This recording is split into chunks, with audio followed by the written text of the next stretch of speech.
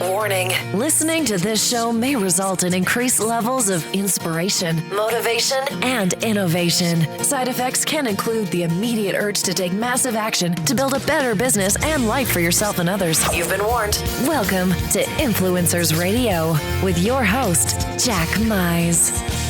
Yeah, welcome back to another episode of Influencers Radio.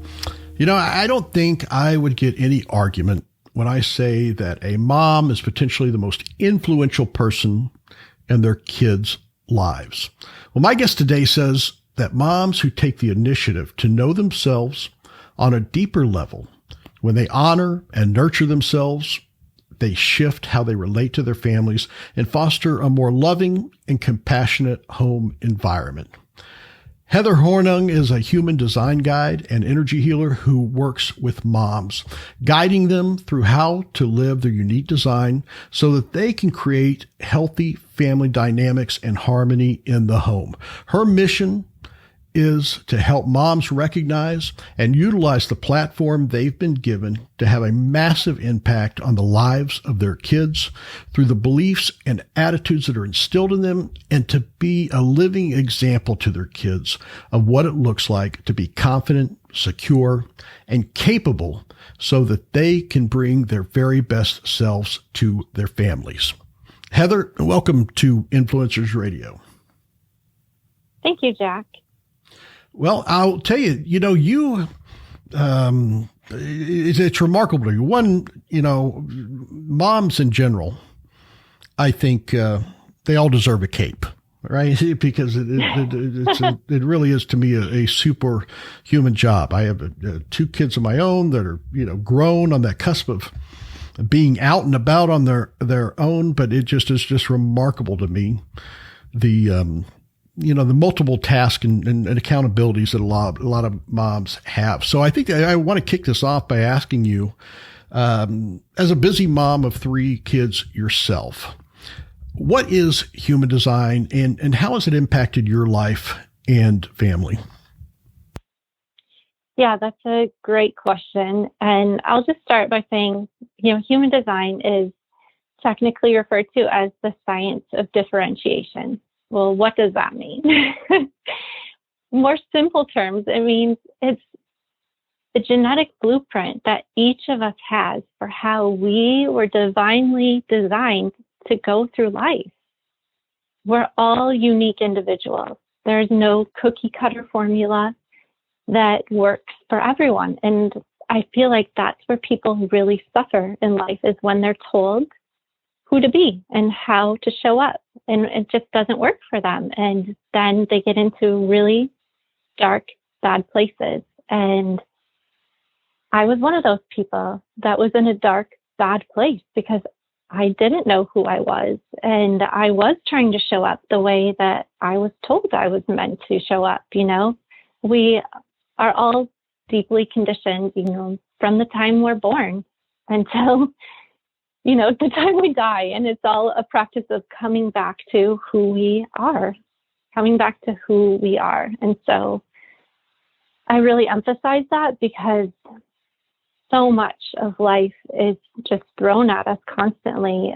All these influences, that start with our own parents, and then, media and school and work. And there's so many roles that we're all asked to play all the time. So having that true north, knowing like this is me at my core, I was made to be a very particular way for a reason, and that's okay.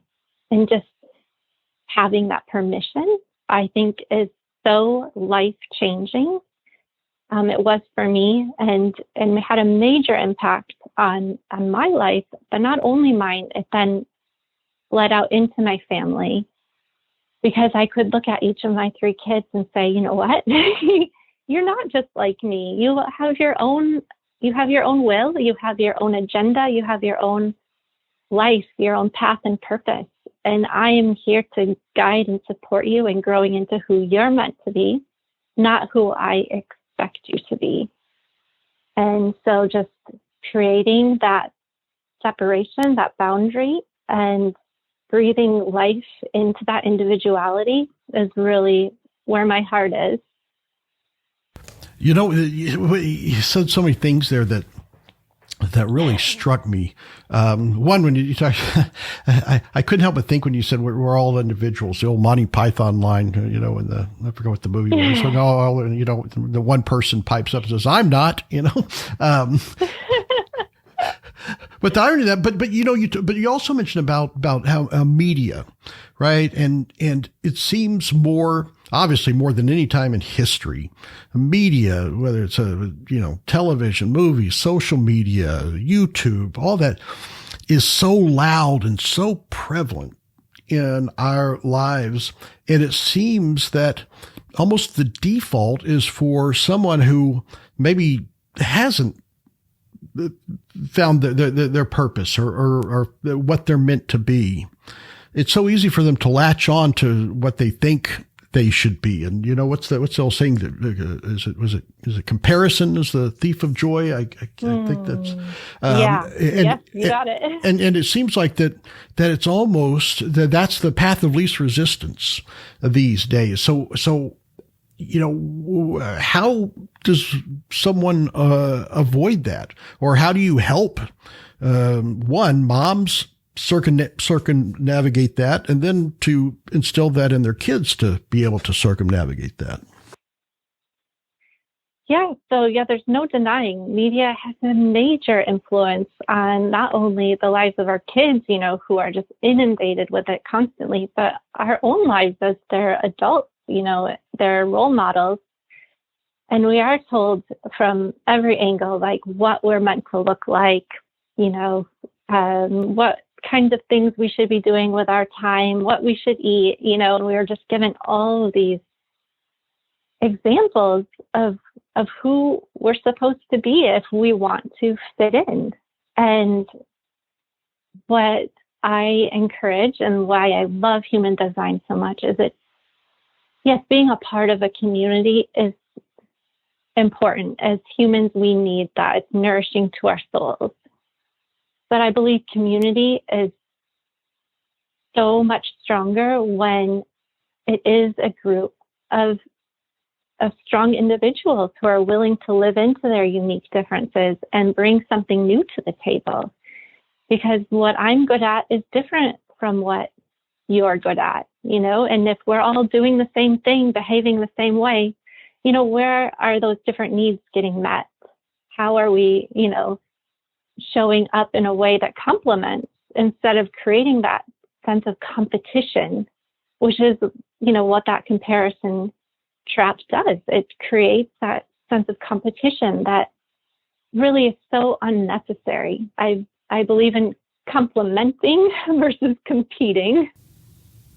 Yeah. Well, and it seems that it's such a, you know, a profound philosophy, but so difficult for a lot of people to get their head around. You know, one thing that you talk about a lot is the power of living with intention and living in in alignment. Well, what does that mean to you? Yeah. So when you're going into something, if you set an intention ahead of time about, not necessarily about like, this is my end goal that I want to achieve, this is what I want to get out of this. It's more like, how do I want to show up? And trusting that when I show up in that really empowered way, that I'm putting my best foot forward, and I'm really trusting myself, and I'm doing so in a way, you know, that lifting other people up, or, you know, whatever that intention that you had set was, you can kind of go into an experience then without all these expectations. And expectations are really kind of a killer to most experiences, because, you know, if you think about it, when you were a kid and you had a birthday party coming up and you have this giant expectation of what it's going to be like and who's going to show up and what kind of presents you're going to get. And then the day, none of that happened. You know, does that mean your whole day was ruined? Well, yeah, for a young kid, it probably does, you know. But us as adults, when we have those continued like carried expectations with us for how things will go, we have no control over how things will actually go. The only thing we can control is how we choose to show up in that moment. And then we can look back at that and be like, I'm really proud of that. I'm proud of how I showed up. And I can feel good about whatever happened because I did my part. That's how I view that intention piece. Well, it's certainly, and it sounds to me like, when you talk about helping, moms to be able to, live as an example to their kids. And probably one of the toughest things is to take on the accountability of being a role model, which, like I said at the top of the show, that, mom's going to become the de facto role model almost in a lot of kids' lives. So it's almost like as a mother, you have to learn how to do that yourself before you can, understand, the potential impact that can have on your family. Is that something that you work with? You work with your clients on? I guess the question is, do they work on themselves first and then learn how to impart that to their families?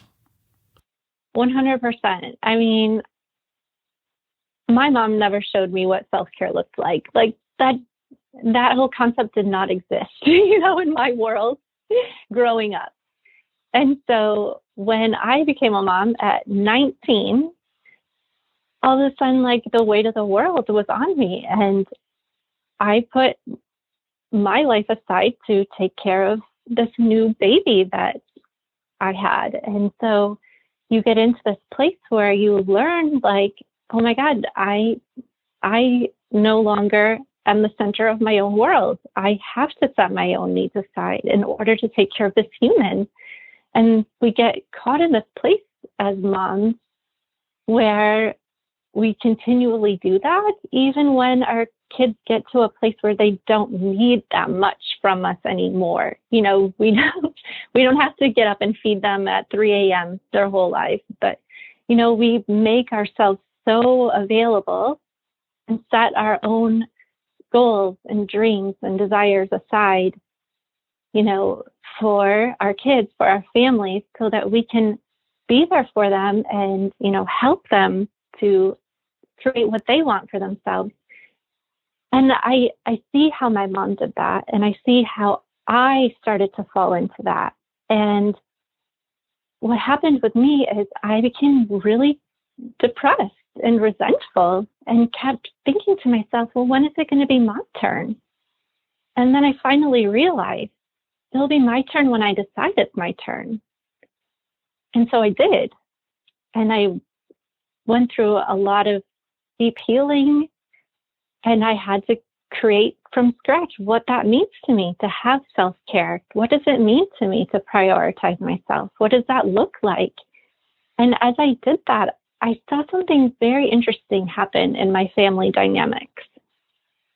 The more I prioritized my own needs and took care of myself and showed up for me, the better place I was in. So I could come to them with a full cup. And when I was with them and making myself available, they were so happy to have me. They didn't take me for granted. They didn't like do all these things that drive moms crazy. Like, I finally felt like appreciated and recognized for what I could contribute, taking a step back and taking care of myself first. It just changed my relationships. It changed how we interacted. It was ironic and beautiful. Well, I can imagine when things like that fall into place, it just really is a remarkable and sometimes overwhelming experience. I would imagine. One thing I can imagine someone thinking is, it can be easy to get consumed with this and really focus on, all right, am I, living with intention? Am I in alignment with really what I'm supposed to be? And am I, being that example to my kids and it in itself could become a full-time job in itself. And like I said, it can be easily for someone to be consumed with. But you have a pretty extensive background in wellness and personal development, and you've been in the corporate world and a business owner yourself. How can you use this human design to help you be more productive and effective, for your family while still being productive and effective in your job or your career? Yeah, that's a great question. So I would say the major component of human design that really lays out for people how to move forward in their own life in the most effective, productive way is knowing what your energy type is. So there are 5 different energy types that human design gives us a framework for. And depending on, what your specific individual chart is, you're going to have what your energy type is. My energy type is different from my husband's, which is different from my youngest child, so we all have these different energy types. So if we can understand what our own energy type is and the strategies that energy type implements for living life, then we can know that, yes, this is the right opportunity for me. This one I'm going to let pass by. This is what I'm going to put my energy and focus into, and this I'm not going to.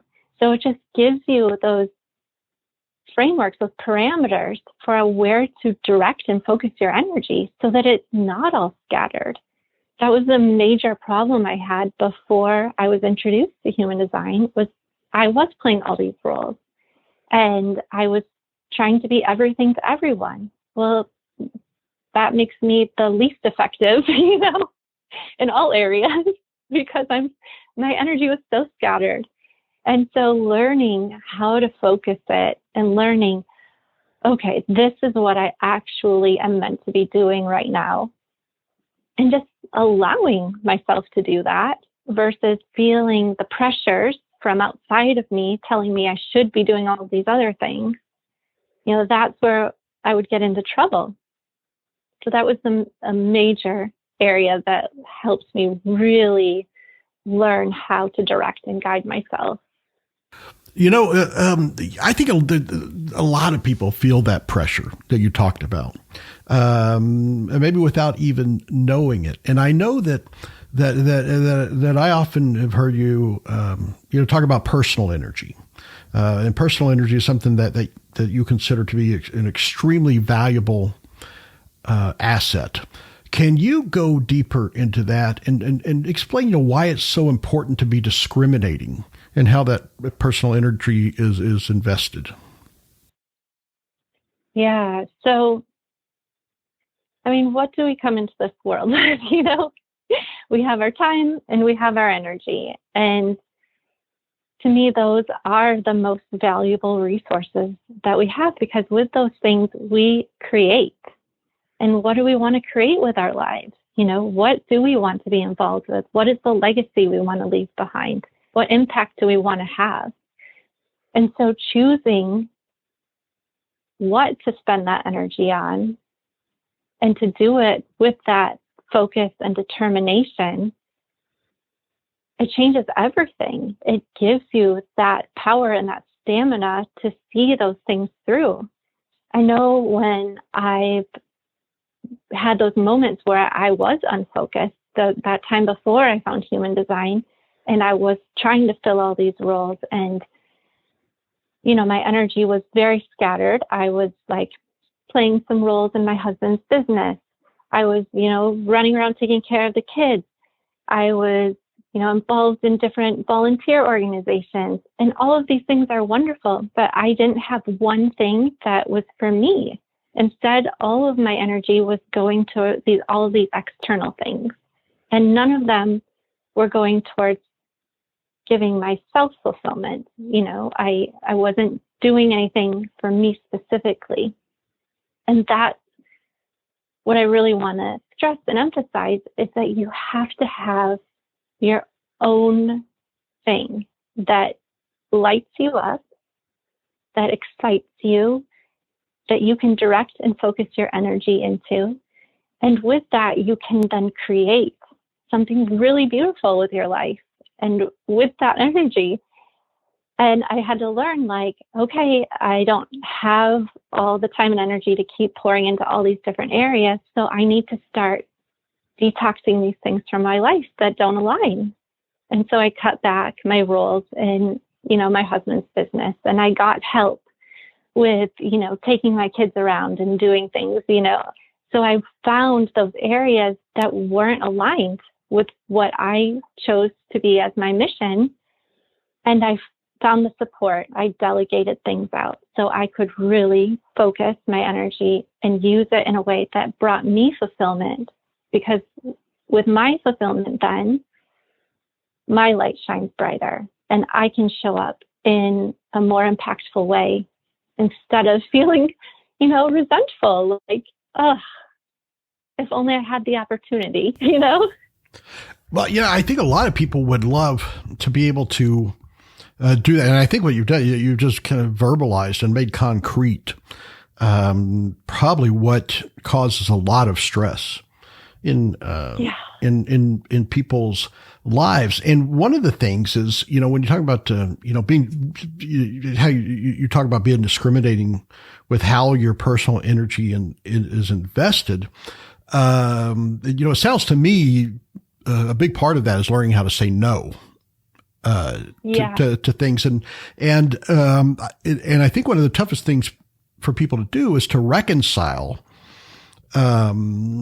how saying no to things doesn't make them selfish, really, but actually benefits probably the people that are the things that are most important to them. Would that be accurate? And how do you go about showing someone or guiding someone through that reconciliation of being able to say no without feeling selfish? Yeah. So that is something that I guide my clients through, is setting boundaries and saying, this is where I draw my line. This is what I'm willing to accept. This is what I'm willing to participate in. And this is, what I'm not. And so being really clear in yourself on where that line is, and knowing, in my soul, this does not behoove me to get involved with. When I started making that shift in my own life, I had this great epiphany. And I realized by me saying no to something that I was not 100% all in on, that didn't excite me, that I was just oh, okay, I'll be nice and, feel obligated to do this. When I started to say no, that opportunity then became open for somebody else who it was aligned for. And they could then step into that role and take it over and run with it and really shine. And so by me trying to hold on to these things because I felt bad, I was actually keeping somebody else from doing what they wanted to do. That was almost the more selfish thing, trying to hold on and control and feel like I was a part of something that I really didn't want it to be, was actually more selfish because it was taking that opportunity away from someone else. And me showing up with not so great energy was having a negative impact on the whole project, the whole operation. And so by me stepping out of that space and saying, this isn't working for me, I'm not going to do this anymore. I don't have the desire. I'm not going to show up in a great way if I continue in this, That's the way you need to look at it, to reframe it for yourself and for the people that are asking of you, to leave it open for the right person, for that right match to come along. And then you free up your own space, and it feels amazing because you're like, oh my God, what am I going to do with this extra 2 hours? I'm going to do something that feels good to me. Well, you've referred to yourself before as a recovering people pleaser. Is that part of that? Is that kind of encompass that? Is part of that taking back control of that personal energy and investing that personal energy and setting boundaries? Because it was part of your people pleasing is just saying yes to everything, or trying to do, like you talked about before, being all things to all people. Yeah, you called it.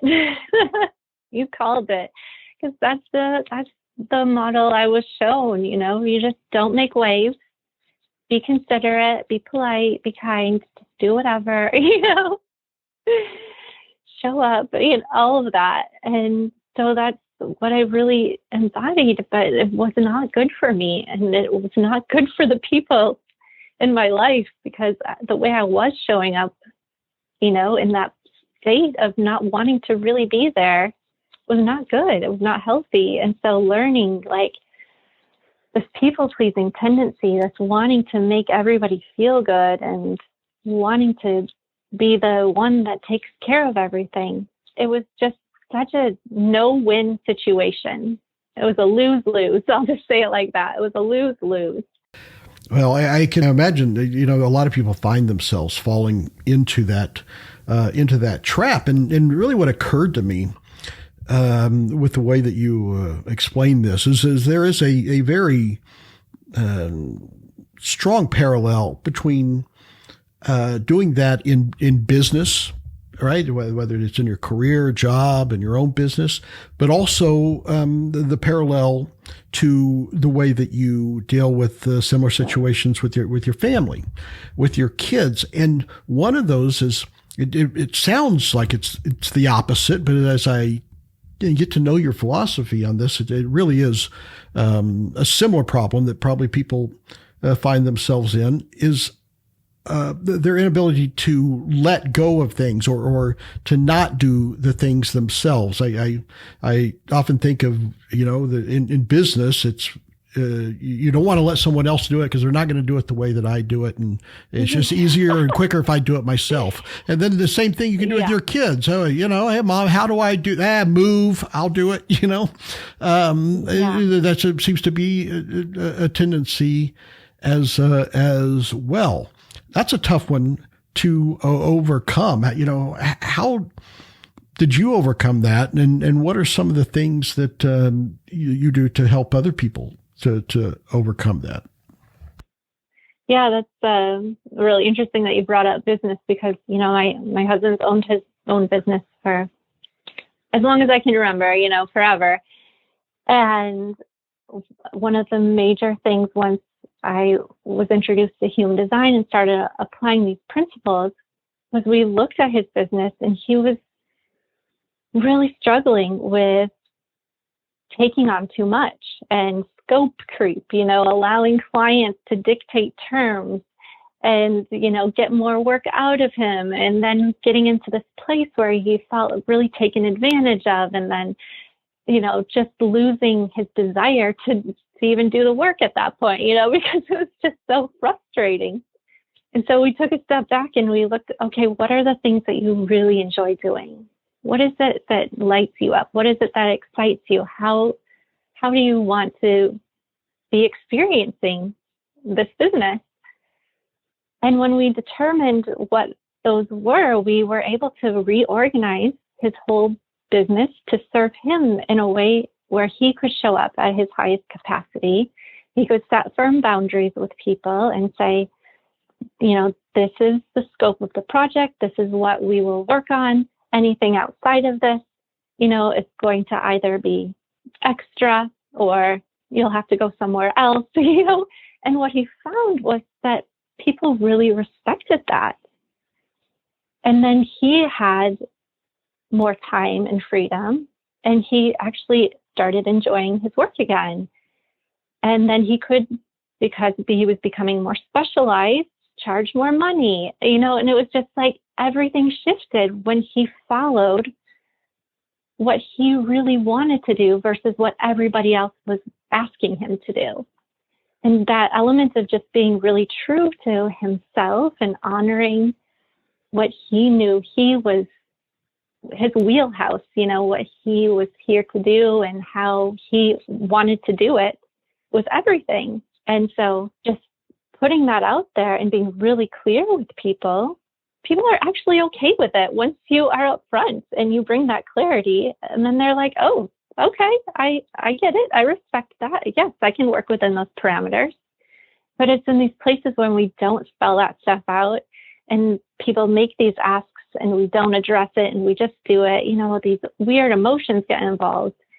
And then it just gets very complicated and bad feelings come up. Yeah, I guess a lot of people, it's very easy to fall into that, just because you can do it doesn't necessarily mean you should be the one doing it, right? And I think a lot of people fall into that can do and should do. It gets a little bit sticky. And when you're talking about like your husband's business, and I think a lot of people, sometimes they have a hard time getting their head around, when they first hear about, human design and being aligned, with what you're meant to do. Sometimes that gets maybe get a little heady or confusing to people, but those are the people that seem to understand in business operating procedures, SOPs, right? It's operating procedures for business. But and it sounds to me that a good probably a good analogy or correlation would be that human design is almost like operating procedures for your life. Not to sound too sterile or on that, but would that be what that is? Yeah, I like to say it's the owner's manual, that you wish you would have been given at birth for how you were meant to operate, and that's 100% accurate. And once you understand those little nuances about yourself. And what's interesting is, human design will lay out your genetic traits. Half of them are conscious, meaning like you're aware of them. You can see these things in yourself. And then half of them are unconscious, meaning like you don't really recognize that you're showing up in these particular ways, but other people can see it in you. And they'll sometimes reflect it back to you, but when the gift of human design is it brings it all into your conscious awareness so that you can really see a full picture of who you are, the things that you might not ever know otherwise. And once you're really aware, like, oh my God, I can do that. Like, I'm good at that, or that's something that I've been gifted with. You see yourself in this new light, and it's really empowering. And it shows you different facets of yourself that you wouldn't have otherwise seen. And that's so powerful. And to know, like, okay, I don't have to do things the way, my mom told me to, or the way, my boss expects this certain amount of output, during these certain hours. But I know that I'm meant to be working in a different way. You can have those conversations then. And say, like, would it be okay if I were to adjust so I can be more effective and more productive when I show up? So having that awareness then opens you up to those conversations where you can then, get the support that you need to show up in the way that you're most effective in life. Well, I think that would probably take a big weight off of a lot of people's shoulders. And I'm sure there's some people listening to this right now thinking, whoa, wait a minute. I don't have to wing it. I thought that's all you could do through life is wing it.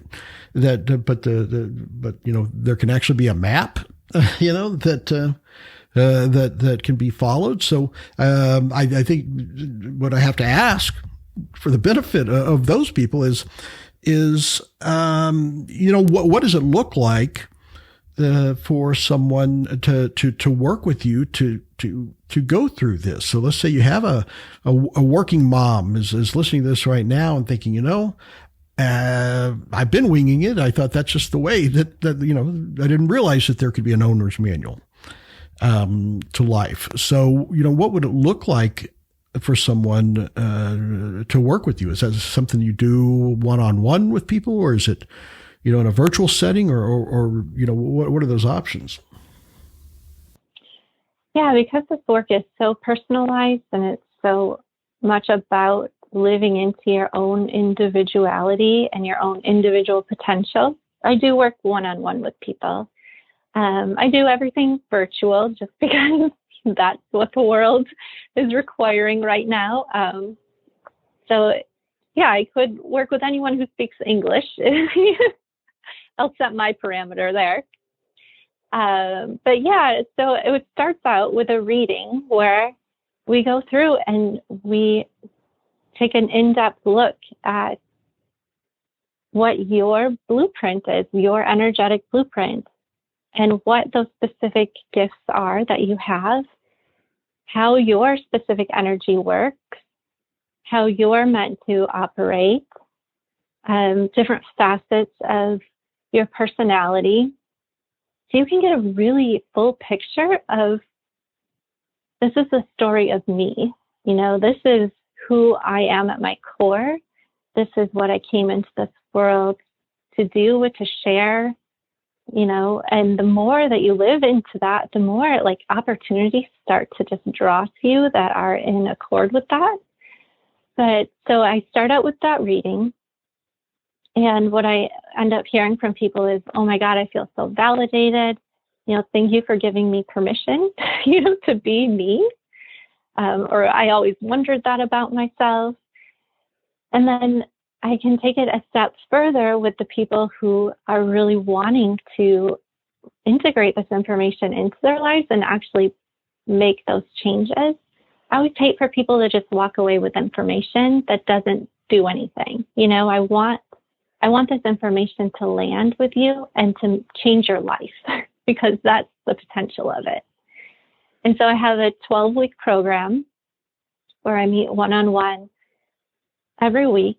And it's a process. I created a 6-step process to embody your human design. And that includes learning all the ways that you were conditioned to behave, by society or, your family or whatever. It goes into figuring out what are the things that really excite me. What is it that really lights me up? What is it that I am drawn to and I feel called to in my life? So getting really clear on that. And then we go into, how do I create the space for that? So it's then detoxing and delegating the things out of your life that don't align with the direction you're heading, that, are getting in the way of that. And sometimes we have to create long-term plans because we can't just, dump things and walk away. There has to be an exit strategy. So we talk through that and figure out, how do we create the space so that I can open up energetically to create the space for the things that I want to have in my life.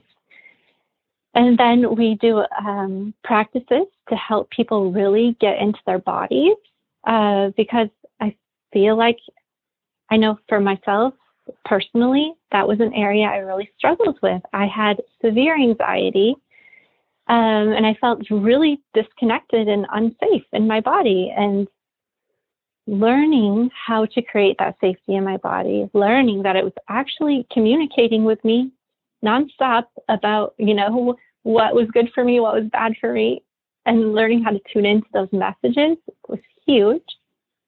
So I really want people to feel what that is in their body, feel what that feels like when your body's trying to communicate to you and talk to you and guide you.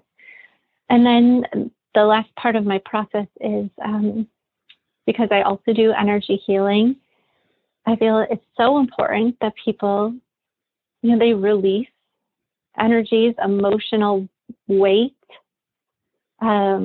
these stories that we have that limit our experience. So we do a heart opening exercise.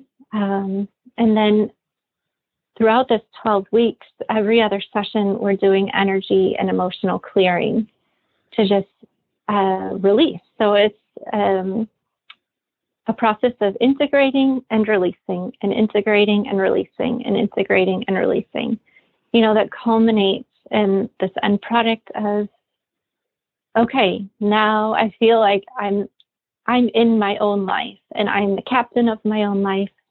I'm directing it with intention where I want it to go. I'm showing up for myself and prioritizing my own needs. And it just changes the whole game. And I guess by that point, because I can see where this really could be, I mean, it can't be life-changing. I know that may sound, without the hyperbole, I mean, it really does sound like it changed the life, but it also sounds like when someone does this for themselves, just by default, they, when you talk about mothers, but just by default, they find themselves automatically living as that example for their kids. And I can see how that just automatically pushes that confidence and that security through for their family to see. Is that right? Yeah. I mean, because you're teaching your kids, like, I can show up for me and still be loved and supported. I don't have to devalue myself or, be validated by external things. I don't have to trade, my efforts for love, and it's kind of sad when you step back and think of it that way, but that's a lot of what we do unconsciously. Is we're doing these people-pleasing things. We're not creating boundaries. We're allowing people to walk all over us. We're over-giving, overdoing, because we really, what's underneath it all is we want to be loved and seen and accepted. But when we're proactively stepping into that role and showing up as this empowered woman who her family still loves, her family now looks up to even more and respects, we're showing our kids that it's safe. It's safe to be you. It's safe to go after what you want, and love will still be there for you. Yeah, just a remarkable take and philosophy on this. Heather, I got to thank you for coming on and sharing this today, because I definitely eye-opening. And I think a lot of people may not have been able to put these feelings or categorize or make concrete the feelings that they've already had. And I think you just, opened up or put a spotlight on it so that they actually see and can put terms to it and understand, why they may be feeling the way they feel, and that there is a solution, for creating that operating manual. It really is remarkable.